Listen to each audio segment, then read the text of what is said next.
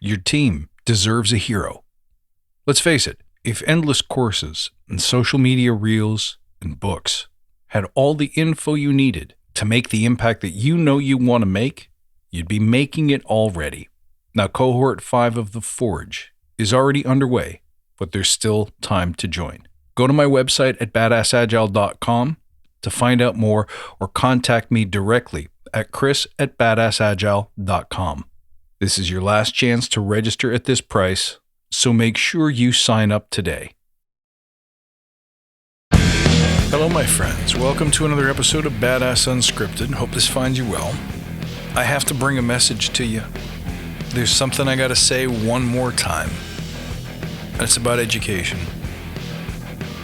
There are hundreds of thousands, if not millions, of Scrum Masters milling about right now, talking about the importance of getting certified, getting SAFe certified, getting Scrum certified, getting some kind of bundle of certifications.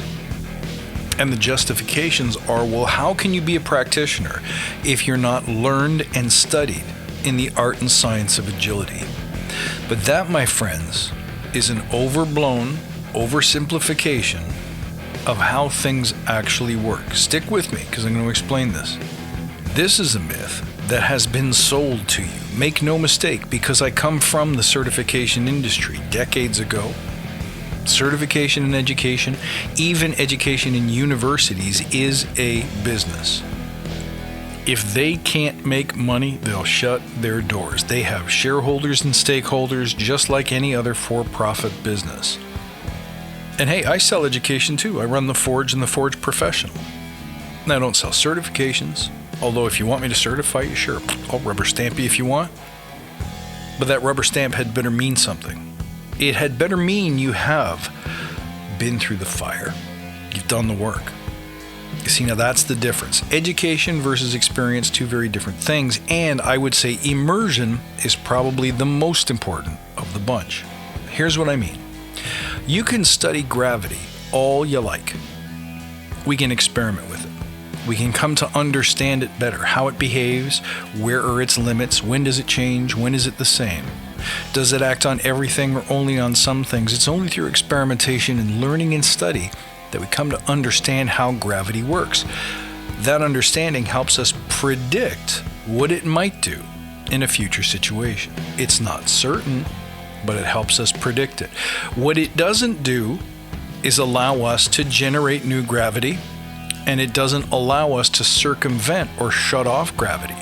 The best we can hope for is learn really cool methods for pushing against it, for propelling ourselves up in the air, away from the ground, away from the pull, but we can't switch it off. So the study of something does not mean that we can either create or destroy it. If we're very, very lucky, we might be able to manage it. So you see, education is the study of and the understanding of gravity, but it is not the cause of gravity. Gravity exists all on its own. We just showed up and said, that's funny. I wonder why this works.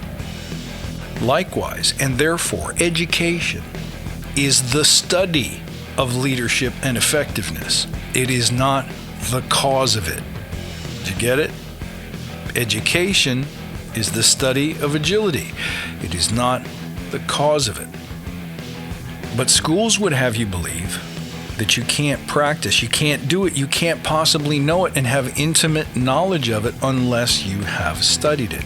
That, my friends, is a falsehood propagated by the education and certification industries. Leaders don't graduate. They arise. They emerge. They erupt. They take flight. They choose to accept the call, either because of their circumstances, their experiences, their passions, their emotion, their upbringing. For whatever reason, true leaders arise. They don't necessarily have to be born with a certain set of skills, and they certainly can't go to school to learn them. They must be tested in fire. Many of you will think that's hypocrisy, but you're comparing leadership and agility.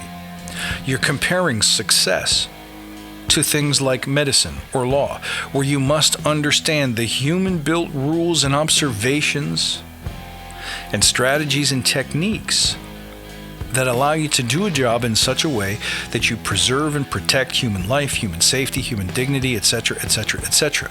But what we're doing here is not brain surgery. It's not understanding the complexities of man-made laws. It is understanding the complexity of human nature, human desire, human motivation. So you'd be better off getting yourself certified in something like psychology or therapy. But that's really not where we spend the most of our time. To be honest, the Agile principles and Scrum, in fact, leadership itself, are based on a very, very small set of truths.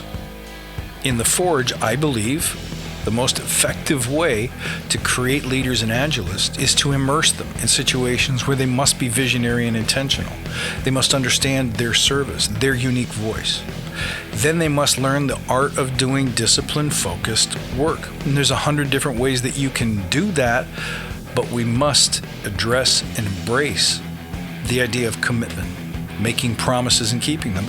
Then we have to learn how we behave as human beings when we're up against the wall. When things get difficult, we must be gritty and resilient, and then we must be on a continuous and productive mastery path. Cut out all the BS, and what's left behind is an effective system to immerse you, to discover through doing what leadership is, what kind of leader you are, what Agile is, and how to help other people find it. Teammates, your clients, and so on. But beware the mythology that to study a thing is to master it, much less to be the source of it, to create it, because that simply isn't true. The sooner you can let go of the analogy between a Scrum Master and a doctor, or a lawyer, or a nurse, or a teacher, or an auto mechanic, the sooner you can get down to the business of gaining the experience and being comfortable with the immersion into the world of leadership, excellence, service, high performance, and delivering uncommon outcomes. I hope this one inspired you. As always, you can find me on Instagram at Badass Agile, on Twitter at Badass_Agile, and at worldwideweb.badassagile.com. Don't forget to check out my new premium podcast for those of you called to create something bigger, to be a truly agile entrepreneur. It's called the Badass Agile Entrepreneur Podcast, and you can find it at learning.fusechamber.com or in the links in the show notes below. I look forward to seeing you next time, and until then, stay badass.